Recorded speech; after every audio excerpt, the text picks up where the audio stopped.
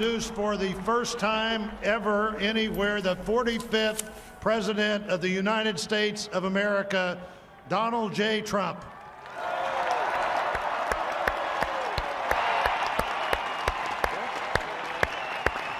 Did I get that one right, Tony?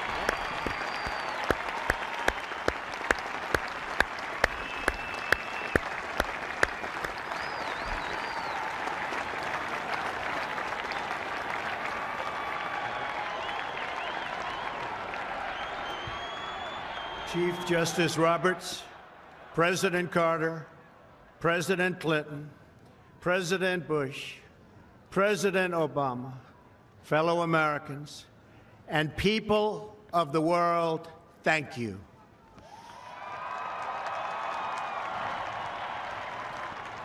We, the citizens of America, are now joined in a great national effort to rebuild our country and restore its promise for all of our people.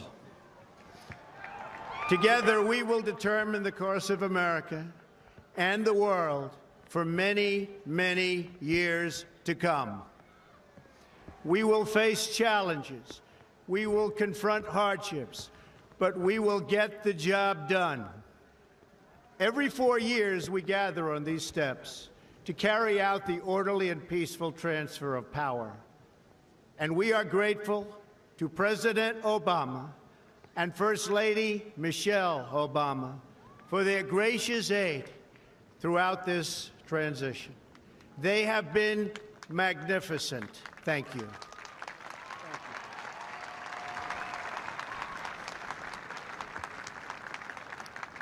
Today's ceremony, however, has very special meaning, because today we are not merely transferring power from one administration to another or from one party to another, but we are transferring power from Washington, D.C., and giving it back to you, the people.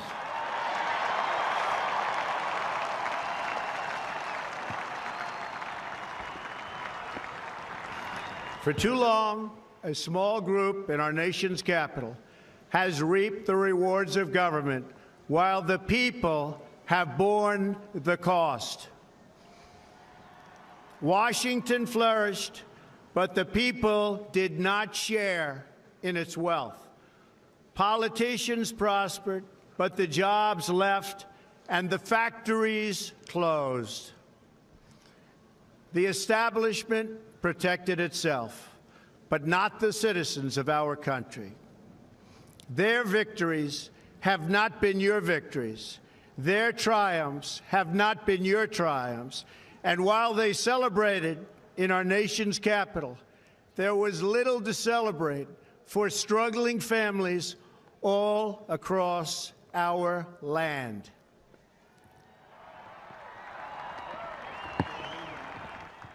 That all changes starting right here and right now, because this moment is your moment. It belongs to you.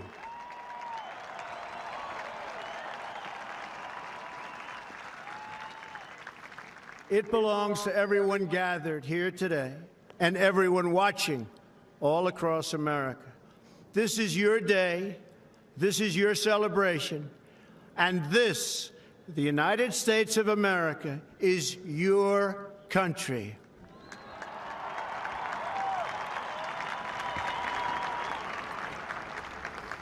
What truly matters is not which party controls our government, but whether our government is controlled by the people. January 20th, 2017 will be remembered as the day the people became the rulers of this nation again.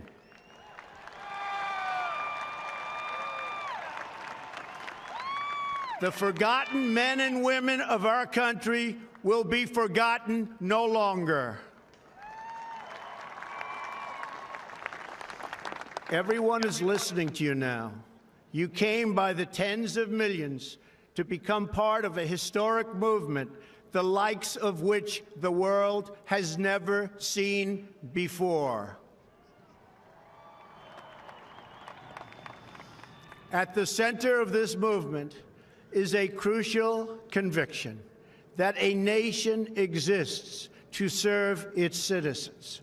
Americans want great schools for their children, safe neighborhoods for their families, and good jobs for themselves. These are just and reasonable demands of righteous people and a righteous public. But for too many of our citizens, a different reality exists. Mothers and children trapped in poverty in our inner cities, rusted out factories scattered like tombstones across the landscape of our nation, an education system flush with cash, but which leaves our young and beautiful students deprived of all knowledge, and the crime and the gangs and the drugs that have stolen too many lives and robbed our country of so much unrealized potential. This American carnage stops right here and stops right now.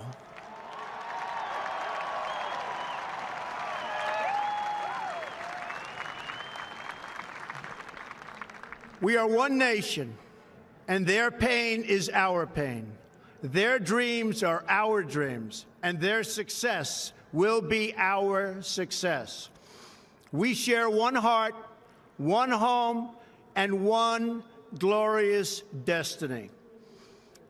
The oath of office I take today is an oath of allegiance to all Americans.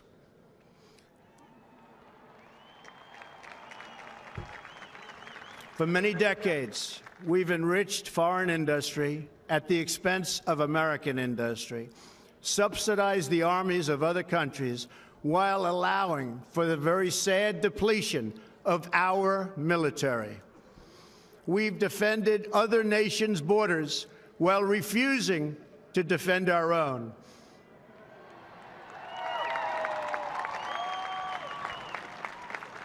And spent trillions and trillions of dollars overseas while America's infrastructure has fallen into disrepair and decay. We've made other countries rich while the wealth, strength, and confidence of our country has dissipated over the horizon.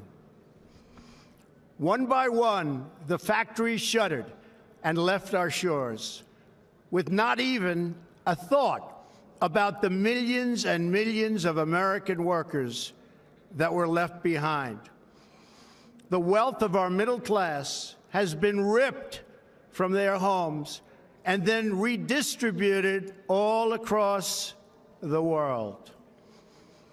But that is the past, and now we are looking only to the future.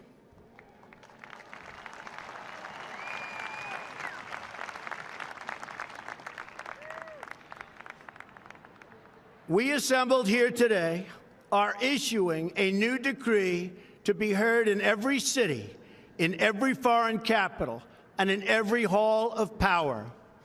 From this day forward, a new vision will govern our land.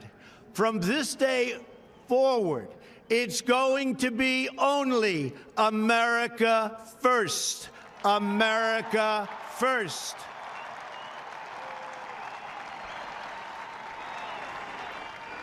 Every decision on trade, on taxes, on immigration, on foreign affairs will be made to benefit American workers and American families.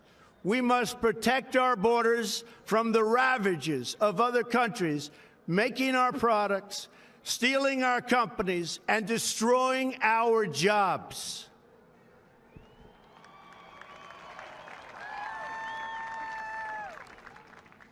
Protection will lead to great prosperity and strength.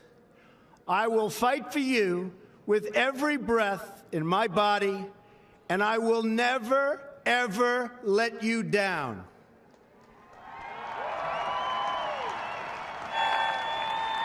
America will start winning again, winning like never before. We will bring back our jobs. We will bring back our borders. We will bring back our wealth. And we will bring back our dreams.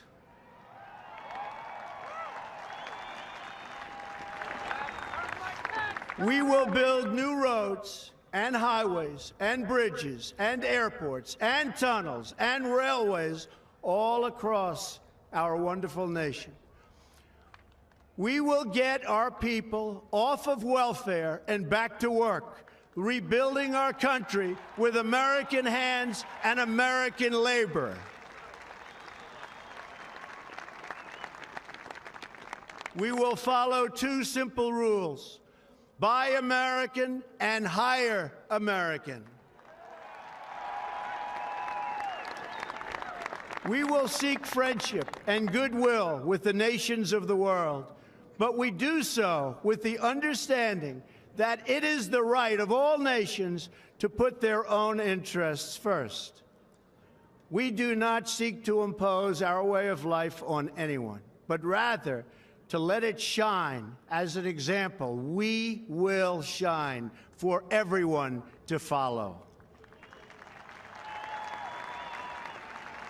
We will reinforce old alliances and form new ones and unite the civilized world against radical Islamic terrorism, which we will eradicate completely from the face of the earth.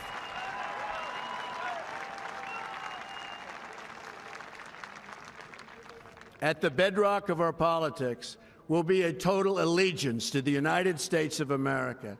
And through our loyalty to our country, we will rediscover our loyalty to each other.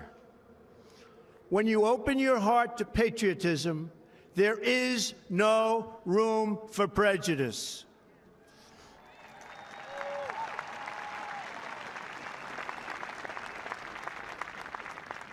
The Bible tells us how good and pleasant it is when God's people live together in unity. We must speak our minds openly, debate our disagreements honestly, but always pursue solidarity. When America is united, America is totally unstoppable.